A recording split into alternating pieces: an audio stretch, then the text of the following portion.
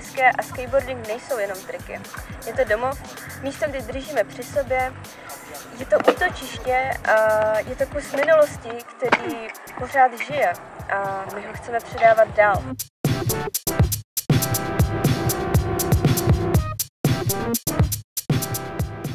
Do a kickflip! Yo, do a kickflip! Do a kickflip! Ty jsi teprve se skejtováním nedávno začal. Jak a proč jsi začal skejtovat?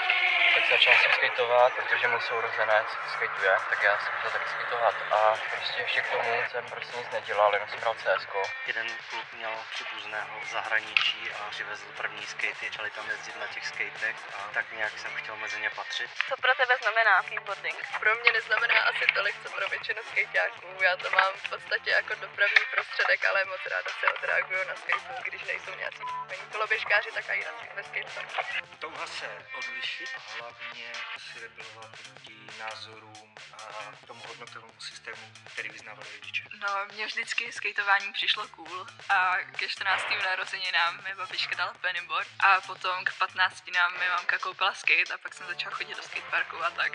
Už od malička jsem se dívala na mýho tátu, který pro mě byl velkým vzorem, který skateoval na různých akcích, na závodech a zalíbilo se mi to, tak jsem to chytila taky. Osvobození od reality, spojení s lidma, kteří jsou fajn. Mě k tomu asi přived táta, protože se bavil s lidma, co skatujou. Zjistil jsem, že se to v průběhu času pro mě dost mění. Je to něco, co mi dodává energii v životě. Co tě vlastně nejvíc baví na tom skateboardingu? Máš nějaké oblíbené triky, techniky? Stačí, když jedu a když jedu rychle, tak je to ten pocit, který vynahradí všechny ty triky.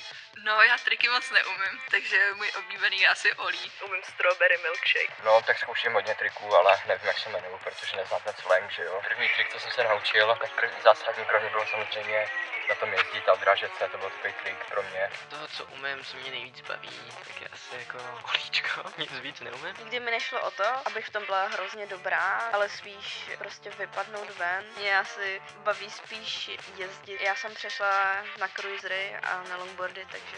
Mě na tom nejvíc baví to, že i přesto, že člověk nějakým způsobem jako stárne, tak pořád se dá jako ty nové triky učit. Jaké byly tvoje největší výzvy nebo nejhorší pády? Tím, že to člověk dělá dlouho, tak se nevyhne asi nějakému trvalému poškození těla, ale to je tak jako v každém sportu.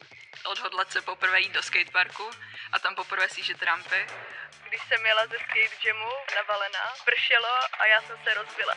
Spadl jsem jednou takhle na záda na hlavu. Momentálně vůbec stoupnout na ten skate a něco reálně tam dělat, když jsem se rozbil asi v bazénu a krvavá stopa tam byla ještě měsíc. Překonat vždycky ten mentální blok, který byl vytvořený právě nějakým tím pádem. Mám za sebou jeden složitý úraz, který se mi stal v Olomouci na závodech a ustřelilo mi to a otočil jsem si kotník. Ale zase jsem se naučil nějaký nové věci a v podstatě mě to víc donutilo jezdit na switch. Vnímáš nějak komunitu kolem skateboardingu? Jakoby asi ji moc nevnímám, ale všichni skejťáci, který jsme potkala, mi přišli cool.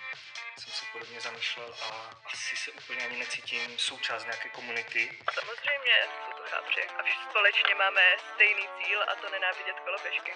Tady lidi, co tady vedle mě sedí, to je ta komunita prostě pravá. Takže to je takový jako rozpad té komunity mi přijde. Teď už to je takový, že ve skateparku potkáš děcka, který na tebe spou a vlastně tě ještě sejmou koloběžkou za to, že o ně zakopnul, protože se nedívali. V poslední době mám strašně radost tady z komunity v Brně, která tady nějakým způsobem se vyvinula. Díky hlavně Martinovi Hřivnovi. Jsem i rád, že se ta generace změnila, protože ta mladá generace prostě dokáže víc lidem naslouchat. Jak vidíš budoucnost skateboardingu, ať už svou nebo obecně?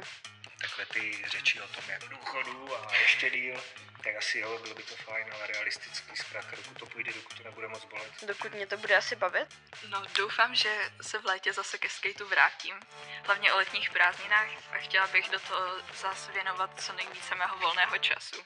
Tak zlepšovat se samozřejmě chci, kdo by nechtěl, ale jako když tak si stáhnu cheaty, někde si můžu. Určitě na skateu se jako bude jezdit furt. Jestli ty děcka třeba budou držet pospolu, to už je prostě ve hvězdách, jo. Teďka je to takovým na úpad. Já to u sebe vidím tak, že dokud nepolezu po čtyřech, tak budu prostě chodit skateovat. Jinak já doufám, že tady v Brně to bude stejně super, jako to je teďka. Máš někoho, kdo tě inspiruje, nějaké idoly nebo někoho takového?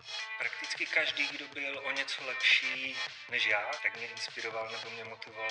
Mě asi inspirovali úplně všichni, kteří někdy přišli do skateparku a jezdili líp než já.